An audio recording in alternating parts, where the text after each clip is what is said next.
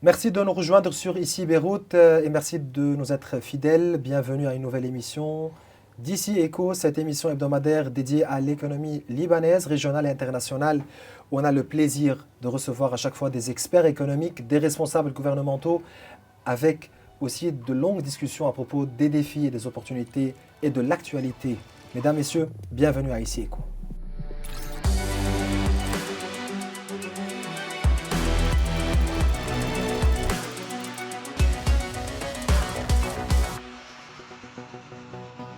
J'ai le plaisir de recevoir le professeur Maroun Khater. Vous êtes chercheur en finance et en économie, enseignant-chercheur à l'Université Saint-Joseph de Beyrouth et à l'IAE à Lille en France et à l'Académie Fouad Chehab de l'armée libanaise.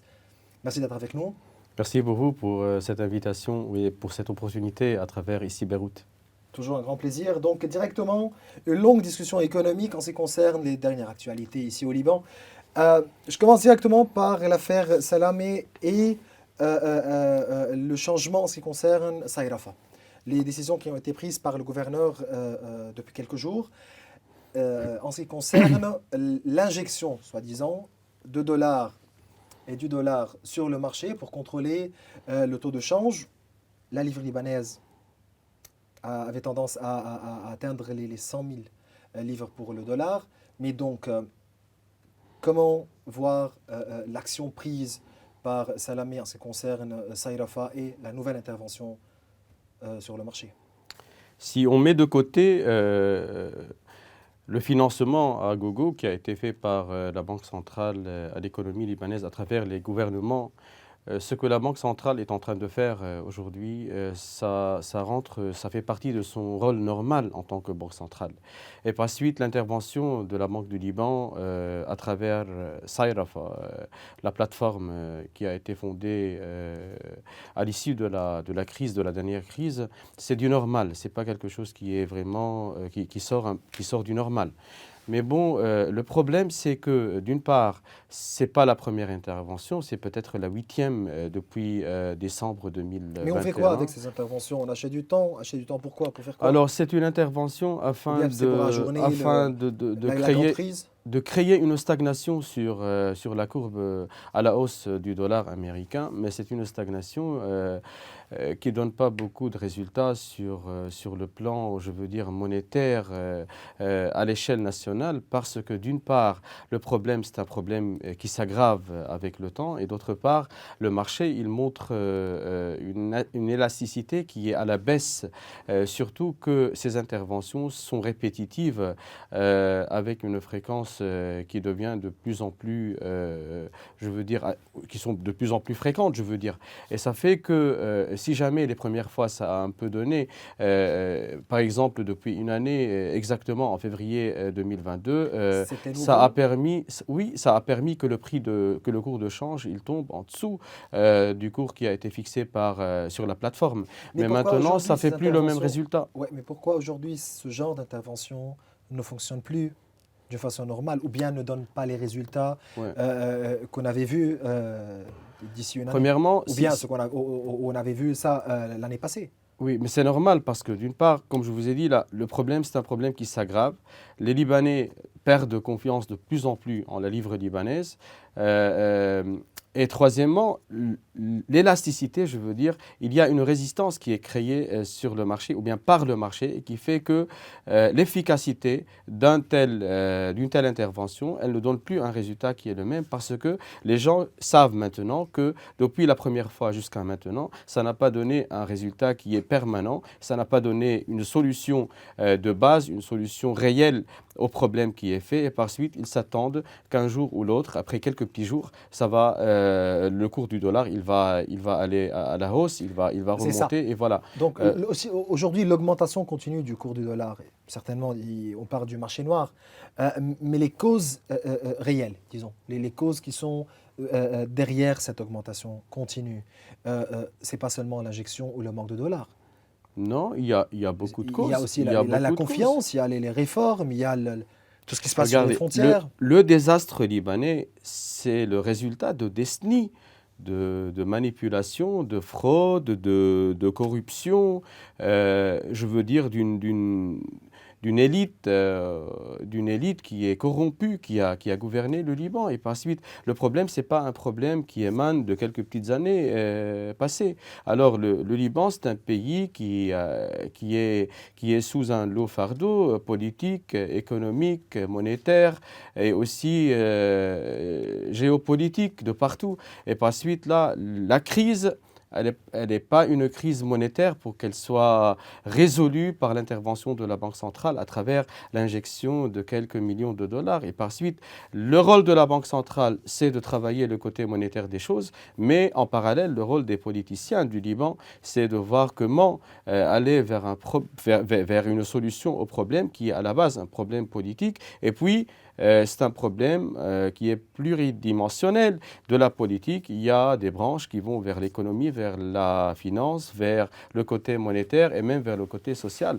Et par suite, ce que la Banque centrale est en train de faire, c'est une intervention comme on le définit bien, mais dont le but, ce n'est pas de résoudre tout le problème, mais de donner une extension temporaire et qui va permettre aux politiciens, s'ils sont responsables et s'ils sont intègres, de trouver une solution entre-temps. Mais c'est ce qui ne se fait pas et c'est pour cela qu'il y a un gaspillage de ce temps qui est très coûteux et il y a un gaspillage de tout cet argent qui se paie une fois après l'autre. Mais vous êtes avec les personnes qui disent que la Banque centrale au Liban peut en même temps contrôler le taux de change officiel ainsi que le taux de change sur le marché noir? Non, le marché parallèle, c'est un marché qui est sous l'égide, sous la supervision De qui? Qui contrôle aujourd'hui le marché parallèle, soi-disant le marché noir? Il est contrôlé par des fantômes connus et inconnus. Alors, le marché... Connu, c'est donc qui? Ça fait partie de tout l'orchestre politique avec des outils indirects qui le font, avec beaucoup d'applications qui le font. Mais le problème, c'est l'incapacité de la Banque centrale à contrôler le marché. Ça vient du fait que le pays, c'est un pays qui souffre de l'absence du contrôle aux frontières. C'est un pays où il y a une dérégulation politique qui est accrue. C'est un pays où il y a la corruption qui est très liée et qui s'entremêle avec la politique. Et par suite, la Banque centrale, pour le moment, elle ne contrôle ni le cours officiel, ni le cours du marché parallèle. Donc vous voulez me dire ici que Saïd Rafah n'est plus en train d'accomplir son rôle? Dans son cadre théorique, il fallait bien fonder Saïd Rafah. Le fait d'avoir une plateforme et d'essayer de rapprocher le prix du marché parallèle au prix de la plateforme qu'un pays décide à travers, je ne sais pas, des calculs, mais le problème au Liban, qu'il n'y a pas suffisamment de transparence pour savoir comment est-ce que le prix qui est précisé sur Saïd Rafah, il évolue, ou bien d'ailleurs comment il a été déterminé. Mais bon, pour le moment, l'idée de Saïd Rafah, c'est une idée qui n'est pas mal, qui n'est pas mauvaise. C'est une idée qui fait qui permet à la Banque centrale d'ailleurs de faire des tentatives de rapprochement du prix de la plateforme ou bien du prix du marché parallèle vers le prix de la plateforme. Mais il fallait bien avoir un pays. Si vous avez un pseudo-pays, alors ni Saïd Rafah ni n'importe quelle autre solution, ça peut aboutir. Alors le problème, ce n'est pas dans la plateforme elle-même, mais c'est dans le fait que le pays, c'est un pays qui est ouvert, c'est un pays où il n'y a pas de normes, c'est un pays où il n'y a pas de loi, c'est un pays où il y a la politique qui essaie de mettre le doigt partout. Et par suite, là, lorsque vous avez tout ça, ce qu'on voit, c'est vraiment l'exemple à l'inverse. Il y a Saïd Rafah qui suit le cours du marché parallèle, alors que théoriquement, il fallait bien que le cours du marché parallèle, il se rapproche vers Saïd Rafah, et c'est ce qui ne se fait pas. Et mais Saïd Rafah ici devait être aussi comme une plateforme transitoire pour passer à un taux de change oui, transitoire, flexible. Oui, transitoire, vous voulez dire, afin pour déclarer de créer... le détachement total de la livre libanaise, ou bien du dollar, ou bien le taux de change fixe, donc passer à un taux de change c'est transitoire, oui. Dans ce sens, oui, c'est transitoire afin de décider quel système de change plutôt avant et pour décider qu'est-ce que ça va devenir le pays après avoir mis en place les réformes. Mais dans tous les cas, l'avoir, c'est déjà bien si on avait les normes qui auraient dû être là pour garantir son bon fonctionnement. Mais pour le moment, Saïd Rafah, c'est un outil. c'est un outil pour prolonger un peu la période de grâce. Mais comme je vous l'ai dit, la période de grâce, c'est une période qui est très coûteuse. Sayrafa, elle coûte beaucoup au pays. Une partie de la solution qui se fait à travers Sayrafa, c'est une partie qu'on paye nous-mêmes, les Libanais, parce que la Banque centrale libanaise, elle intervient sur le marché de change pour acheter le dollar qu'elle réinjecte à travers Sayrafa. Et ça fait que c'est le bordel partout. Avant de passer à un autre dossier, la dernière question qui se pose en ce qui concerne l'augmentation continue du cours du dollar, on passe où? Quel futur nous attend après entre guillemets, la chute qu'on a vue durant les quelques jours, après les décisions prises par la Banque centrale? Mais on s'attend à quoi? Une augmentation, ou bien on reprend l'augmentation d'ici quelques jours, ou bien non, on peut voir les niveaux là où on est aujourd'hui, après à peu près on est à un équilibre de 80 000 pour le dollar aujourd'hui. Il faut qu'on se mette d'accord que le cours de change, c'est la résultante, c'est un résultat de la crise économique. Par suite, le fait qu'on n'a pas des solutions qui sont apportées à la crise économique, qui est à la base d'une crise politique, et par suite, si on veut commencer depuis le début, il faut trouver une solution qui va dans le cadre de la politique, qui se répercute dans le cadre de l'économie, puis dans le cadre des finances, puis dans le cadre de la monnaie. Alors, on s'attend à avoir un effondrement permanent. C'est ce qui est vrai aujourd'hui, ce qui se passe aujourd'hui. Même si on a une intervention qui fait une certaine stagnation, ou bien qui instaure une certaine stagnation sur le marché, sur le cours de change, mais on s'attend plutôt à avoir une trend à la hausse de ce cours dans les jours qui viennent. C'est parce que les causes de la crise sont des causes qui subsistent, ce sont des causes qui sont encore valides. D'ici là, même si la Banque centrale intervient, on va avoir des périodes de stagnation. Alors on va avoir une courbe qui connaît des plateformes de stagnation, mais c'est une stagnation qui est vulnérable. Après quoi, ça va continuer à augmenter. Mais ce qui est dangereux, et ce qui est un peu étrange par rapport aux dernières fois, c'est que l'augmentation, la hausse, c'est une hausse avec beaucoup, je veux dire, c'est une hausse qui est très sévère, c'est une hausse qui est très accrue, et de manière qui fait que, alors si on imagine que la Banque centrale, elle n'est pas intervenue sur le marché de change, peut-être hier ou aujourd'hui, on aurait atteint 100 000 et quelques livres libanaises pour C'était pour ça chaque dollar. l'argument aussi Et voilà, présenté par la mais Banque ça c'est centrale pour prendre dangereux des décisions. parce que l'intervention elle-même, ce n'est pas la solution à ce que nous sommes en train de décrire. Et par suite, il faut à tout moment essayer de trouver une solution et pas d'essayer de trouver des remèdes qui vont dans le cadre je veux dire, des antalgiques ou bien du local. Si on arrive maintenant à juillet, sans avoir nommé ou bien choisi un nouveau gouverneur pour la Banque centrale, on passe Moi, j'aurais dit si on arrive en mai, sans avoir un président de la République et sans avoir un gouvernement et sans avoir un système judiciaire qui fonctionne comme il le faut et sans avoir des frontières qui sont bien contrôlées, alors c'est quelque chose qui est très dangereux. Moi, je ne vais pas aller jusqu'en juillet et prédire que voilà, le pays, mais à quel point c'est dangereux aujourd'hui de ne pas avoir un gouverneur pour la Banque centrale? C'est très dangereux, pareil à laquelle c'est dangereux aujourd'hui, notamment parce que si on l'aime ou non, si on est avec ce qu'il a fait ou non. Moi, je suis déposant. Moi, je suis quelqu'un qui a perdu tout ce qu'il a fait pendant des années de travail. Mais bon, moi, maintenant, je peux dire qu'il y a une seule entité qui bouge sur le marché de la monnaie ou sur le marché de l'économie, c'est la Banque centrale. Si de cet angle, si on essaie de voir les choses de cet angle, on dit que peut-être en juillet, on va avoir une hausse du prix de change comme celle qu'on a eue les derniers jours, et peut-être qu'il n'y aurait plus personne qui intervient sur le marché de change afin de faire que la stagnation elle soit instaurée. Mais cela ne veut pas dire qu'on est d'accord avec tout ce qui a été fait par la Banque centrale, par le gouverneur de la Banque centrale et par le consortium, entre guillemets, Banque centrale, banque et gouvernement avec S. C'est parce que là, c'est le trio qui a fait que la Banque centrale, elle a financé l'État à travers les petites failles du Code de la monnaie et du crédit. Et voilà, il y a tout le monde qui est responsable, mais bien sous l'angle que vous avez bien décrit, peut-être en juillet, si jamais on va avoir le même problème, et on risque de l'avoir si jamais ça va se prolonger, et si le statu quo qu'on vit sur le plan politique, ça va continuer, alors peut-être en juillet, on n'aurait plus personne qui intervient, et ça peut faire que la dérégulation et que la crise, elle devient de plus en plus accrue, et qu'on arrive à un certain point Les où banques c'est avaient annoncé, insupportable. les banques avaient annoncé la grève depuis 2 semaines euh, euh, pour avoir refusé les décisions prises par le procureur du Mont-Liban, Radaoun. Euh, euh, En termes économiques et financiers, ça veut dire quoi rendre coupable une banque en ce qui concerne le blanchiment d'argent?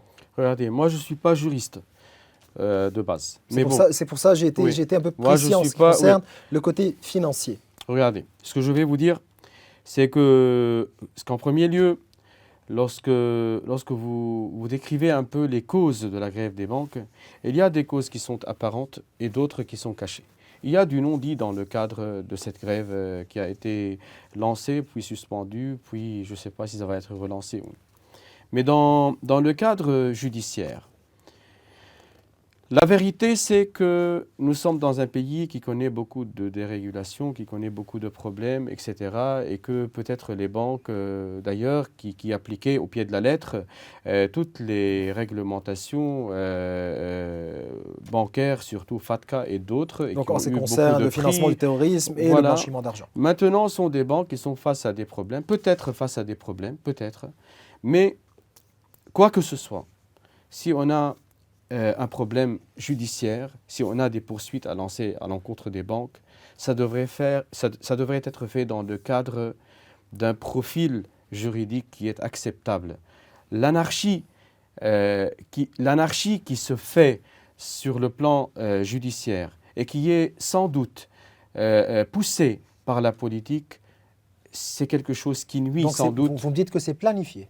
Le fait d'aller dans un aspect de jongleur, dans un aspect de profil qui n'est pas très casé, qui n'est pas très cadré dans le cadre du normal, ça fait que, je ne sais pas, moi je suis quelqu'un qui croit en un certain profil, en une certaine démarche, en une certaine éthique qui peut être appliquée et qui peut donner beaucoup plus de résultats que le fait d'aller dans tous les sens dans le cadre de la poursuite. Moi, je ne dis pas qu'il n'y a pas des problèmes. Moi, je ne dis pas que toutes les banques sont en conformité totale avec le blanchiment d'argent ou avec des opérations qui ne sont pas très, je veux dire, où il n'y a Mais pas la façon. l'ambiguïté. Donc, Mais bon, la façon, certainement, ça peut nuire. Ça peut nuire, mais pas autant qu'ils le décrivent eux-mêmes, elles-mêmes, je veux dire, les banques. Parce ok. que là, les banques correspondantes sont des banques qui connaissent bien le Liban et qui connaissent que le Liban, c'est un pays qui a un cas qui est quand même un peu spécial et que quelques opérations qui sont en rapport avec quelques Libanais ou bien avec quelques transactions se font depuis toujours dans le cadre je veux dire, Ok. dans le cadre de la Très bien. dérogation. Alors, le tout, si on le décrit, le côté judiciaire, on n'est pas contre le côté judiciaire, parce que la justice, c'est ce qu'on réclame, mais qu'elle soit réclamée d'une manière un peu plus, je veux dire, directe, un peu moins show-off, parce que là, ça fait que les résultats sont plus aboutissants que ce qu'on va avoir maintenant, parce que maintenant, c'est la résistance contre le côté juridique, c'est parce qu'on prétend que c'est la politique qui pousse le juridique, et voilà, c'est l'anarchie qui complète le cercle. Durant cette semaine, le procureur général Ghassan Aouadat avait pris des décisions aussi en ce qui concerne le lever du secret bancaire et aussi l'affaire Radaoun. Donc, les banques ont décidé de continuer à travailler la semaine prochaine en attendant plus de décisions peut-être au niveau légal. Mais les banques ne sont pas en conflit avec l'État. Voilà, ça c'est très important. Il faut pas décrire les choses comme quoi il y a d'un côté l'État et de l'autre côté les banques et les déposants. Moi je vois que les banques, la Banque centrale et l'État sont du même côté depuis toujours. C'est pour cela qu'ils ont Donc, réussi à construire ce système bancaire et à faire que l'État soit financé, etc. Alors, pour le moment, il faut pas décrire le sujet d'une manière comme d'accord. quoi on est là, les banques sont en conflit avec Je l'État dois et passer. peut-être ils vont faire la grève. Je dois passer à une autre, ou bien un autre sujet en ce qui concerne la dollarisation. Vous pensez quoi à ce que le ministre de l'économie avait annoncé en ce qui concerne le taux de change du dollar qui peut passer aujourd'hui à 300 000 livres pour le dollar. Donc, un ministre de l'économie qui sort et dit, moi je vois le dollar qui va continuer à augmenter, qui va passer à 300 000 livres. Il est là aussi à imposer la dollarisation. Deux questions, 300 000 et la dollarisation. On commence par les 300 000. Lorsqu'on est responsable, il ne faut pas bavarder.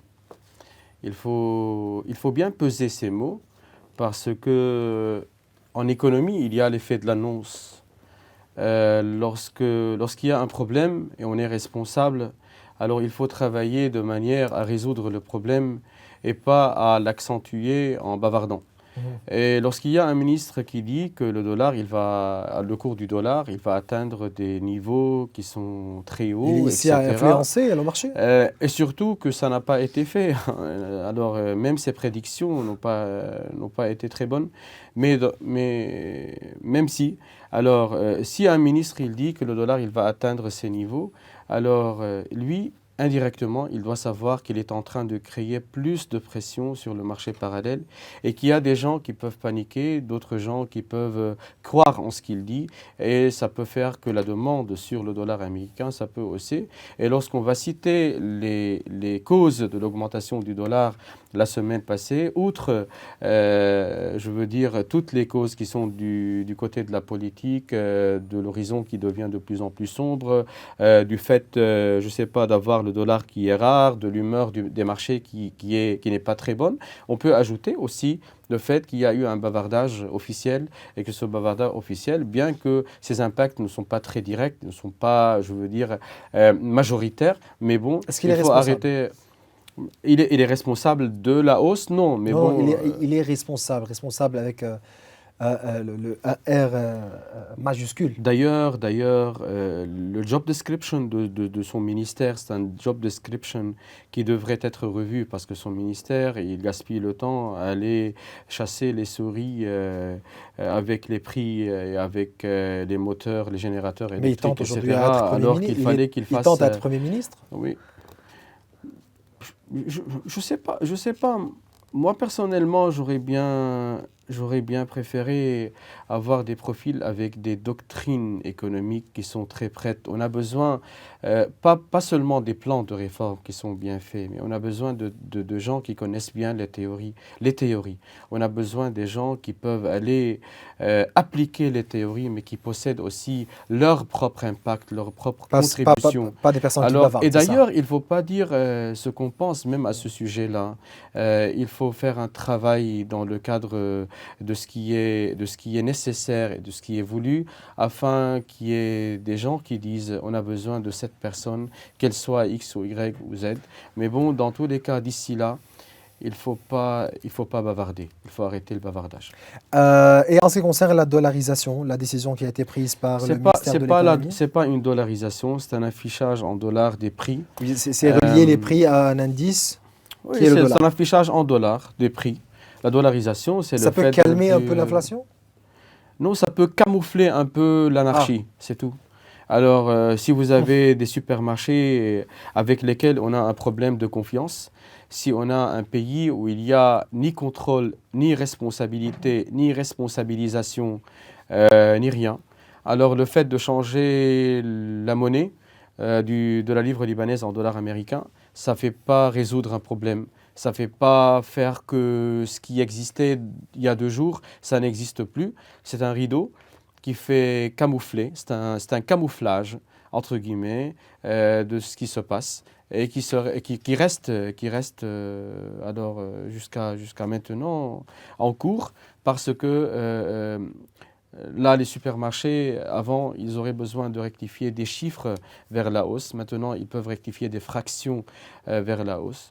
Et d'un autre point de vue, tant qu'il n'y a pas une plateforme unifiée qui affiche le prix du dollar américain en live partout au Liban, comme quoi un consommateur qui entre dans un supermarché à Beyrouth ou bien dans la Bekaa, qu'il soit qui va auquel le taux de change il va être appliqué d'une manière qui est unifiée. Ça fait que le fait de changer de la livre libanaise vers le dollar américain, ça ne fait que transférer le problème du supermarché, du dedans du supermarché, vers la caisse. C'est tout. Alors voilà. Moi, je ne vois pas qu'il y a des avantages. Et de plus, lorsque un ministre du gouvernement, il dit que bon, on va switcher vers une autre monnaie, ça fait que lui, il avoue d'une manière déclarative que la monnaie libanaise, elle joue plus son rôle, ni en tant qu'intermédiaire d'échange, ni en tant qu'unité de compte, ni en tant que réserve de valeur. Et par suite, c'est ça ce qui est dangereux. Parce que là, lui, il devrait faire tout ce qu'il peut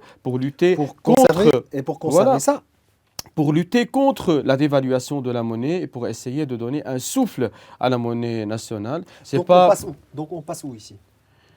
On passe, je crois qu'ils cèdent. Je crois qu'ils cèdent, qu'ils essaient d'aller dans une approche adaptative, comme quoi au lieu d'être dans un cadre plus contre ce qui se passe et d'essayer de lutter afin de donner, comme je vous ai dit, une bouffe d'oxygène à l'économie, d'essayer de trouver une petite solution pour s'en sortir, on est là en train d'admettre ce qui se passe.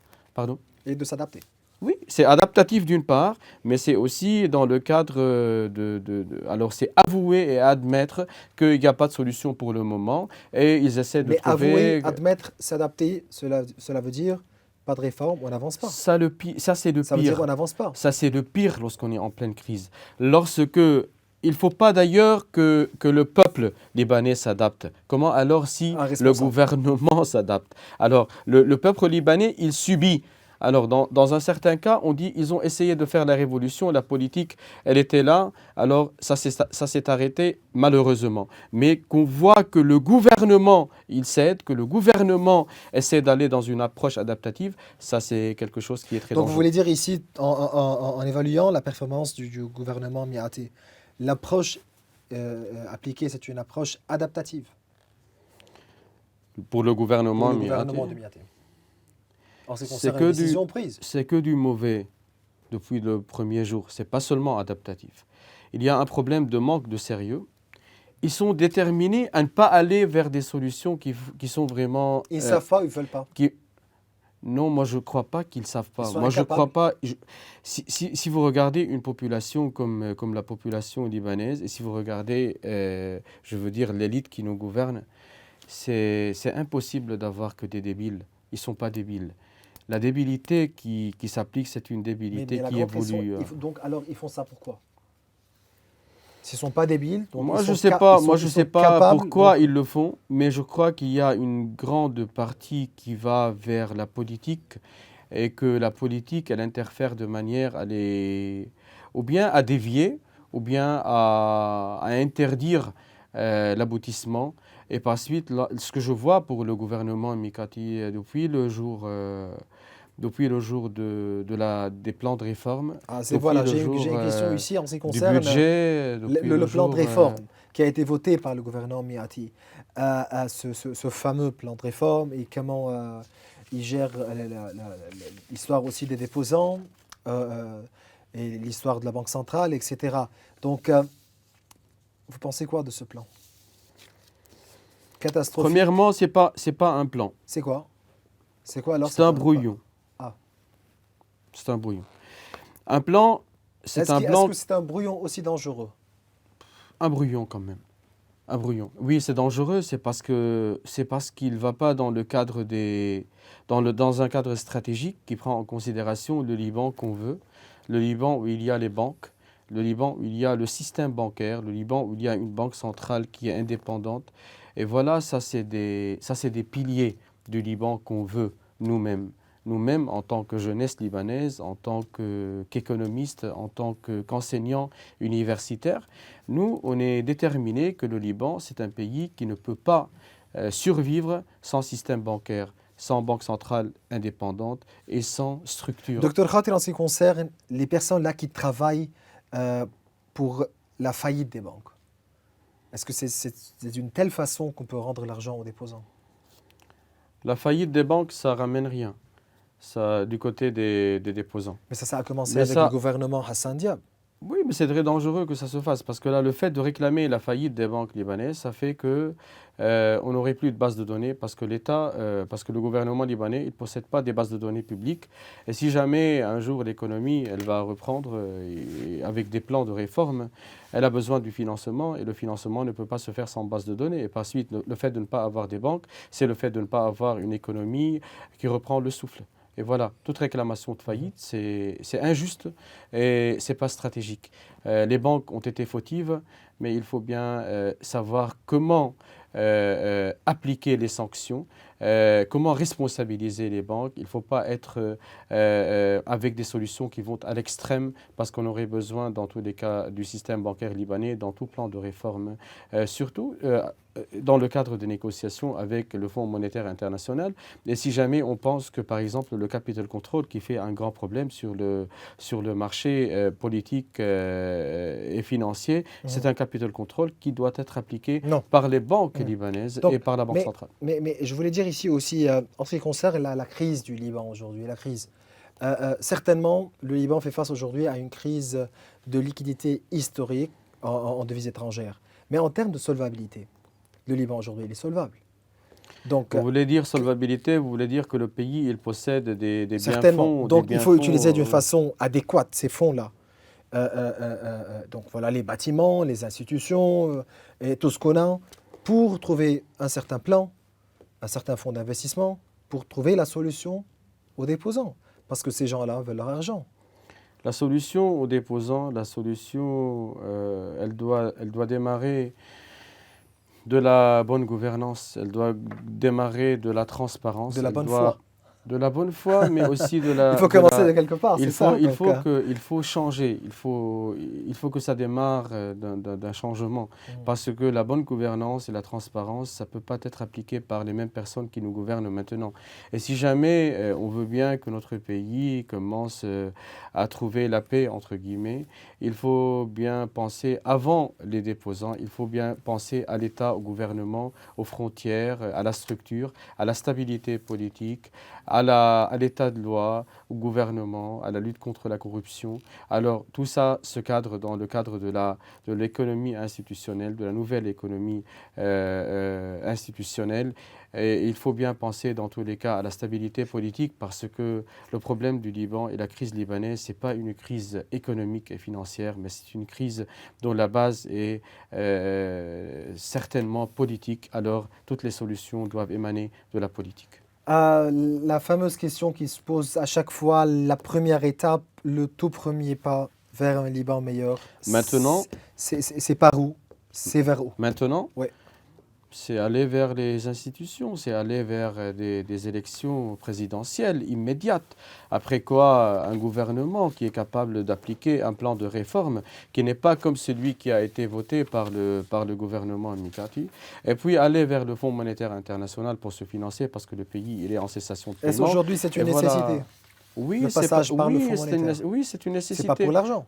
Non, c'est dire que non, voilà, on est là, on a commencé les réformes. Trust stamp. Alors c'est un cachet de... Pour prendre ce dossier et partir de demander l'aide d'autres institutions. Sinon, on ne peut pas, personne ne va nous financer. Alors toute l'expérience de tous les donateurs avec le Liban, c'est des mauvaises expériences. Paris 1, Paris 2, Paris 3, 7. Oui, alors, et c'est les mêmes qui gouvernent encore. Alors le Fonds monétaire international, mais il faut négocier avec passeport. le Fonds monétaire. Il faut négocier avec le Fonds monétaire. Mais il faut avoir... Parce que les conditions du Fonds monétaire, s'ils sont là, sur papier devant nous, il faut dire, voilà, on peut faire ça, on ne peut pas faire ça. Ça, c'est pour nos déposants, ça part contre les déposants, mais cela n'est pas aussi sacré. On ne peut pas toucher. Donc, on peut toucher. Il faut avoir une bonne négociation et une vraie négociation et de bons négociateurs. Alors, le fait de négocier, ça fait... Alors, je voulais dire quelque chose ici en ce qui concerne les personnes qui négocient avec le Fonds monétaire et qui sont du groupe du Premier ministre Miaté. Il fallait savoir si ces personnes-là travaillent avec le Fonds monétaire ou avec le Liban. Il faut avoir des personnes qui sont more skilled. dans le cadre de la négociation. Et on a besoin alors, plus de compétences, mais aussi plus de transparence. Parce que le fait d'échanger, de communiquer vraiment les axes de ces négociations, c'est très bien pour les personnes qui peuvent aider. Parce que là, le but, c'est un but qui devrait être commun. Alors le fait de garder tout en secret, ça peut aboutir à un plan de réforme comme le plan que nous avons maintenant, qui vaut rien. Et par suite, on espère que les jours qui viennent, on aurait un autre gouvernement, un nouveau président, plus d'espoir.